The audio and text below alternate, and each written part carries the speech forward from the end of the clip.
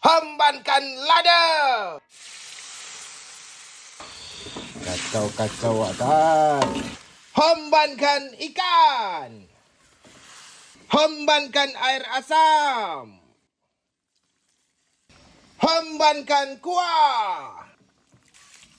Hembankan daun limau, daun salam. Hembankan mecin. Hembankan garam. Hembankan tutup.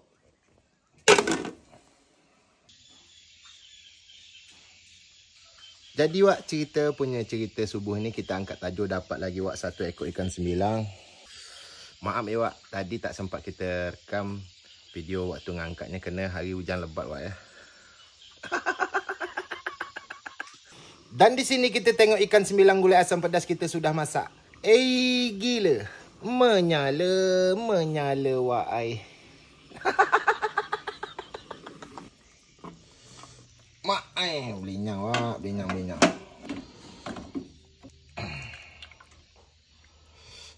Hembankan kepala ikan sembilang lagi wak. Hembankan daging ikan sembilang. Jadi wak 2 mangkuk lagi wak kita senduk pagi ni wak. 1 mangkuk untuk tukang dayung sampan kita wak ya.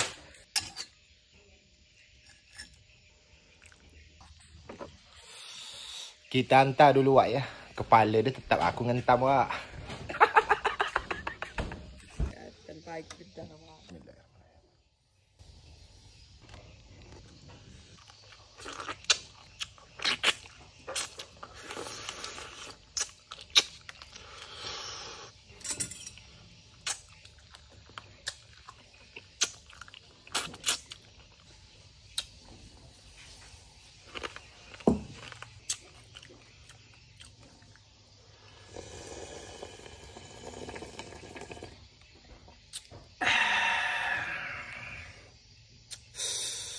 Gila wak. Menyala wak ai.